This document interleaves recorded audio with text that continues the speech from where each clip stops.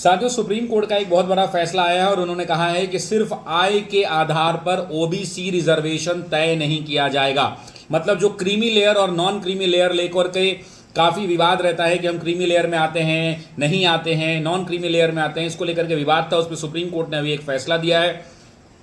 मामला जो है यूपीएससी के कुछ एग्जाम्स हुए थे उनको लेकर के था, जिसमें जिन छात्रों के पिताजी की आय 8 लाख से ज़्यादा थी। आप जानते हैं कि इंदिरा साहनी केस के बाद 1993 में नया जजमेंट आया, उसके बाद नए तरीके से इसको रीडिफाइन किया गया क्रीमी और नॉन क्रीमी लेयर को।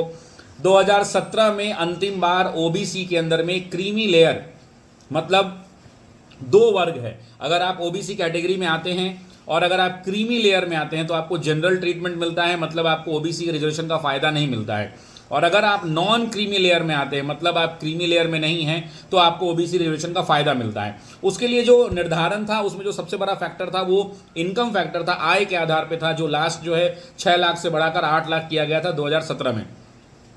उसको अभी मांग चल रही है कि बढ़ा के 15 लाख कर दिया जाए।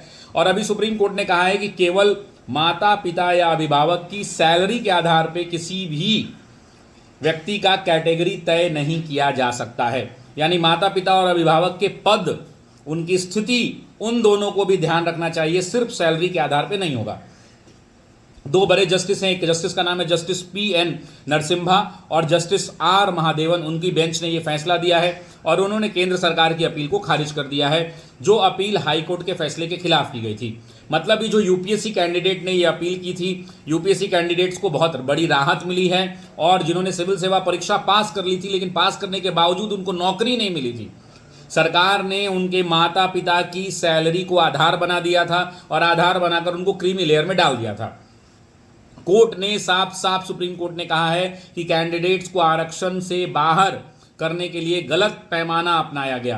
कहने का मतलब यह है कि जो भी कैंडिडेट्स हैं उनके माता पिता किसी पीएसयूज में हैं, किसी ऑर्गेनाइजेशन में हैं जहां जिनकी सैलरी हाई होती है लेकिन उनकी कैटेगरीज वैसी नहीं है, उनका ऐसा जॉब प्रोफाइल नहीं है, तो वो ओबीसी कैटेगरी में नॉन क्रीमी लेयर में रहेंगे।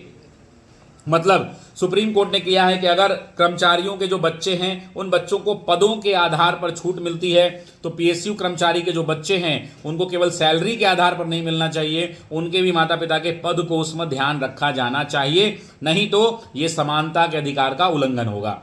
अब सुप्रीम कोर्ट ने सरकार को आदेश दिया है कि जो यूपीएससी के कैंडिडेट्स हैं, इन कैंडिडेट्स को जिनको नौकरी नहीं दी गई, उन कैंडिडेट्स को 6 महीने के भीतर इन सभी कैंडिडेट्स के दावे पर फिर से विचार करना है। और कोर्ट ने यह भी कहा है कि अगर जरूरी हो तो इन कैंडिडेट्स को नौकरी देने के लिए अलग से पद भी बनाना है।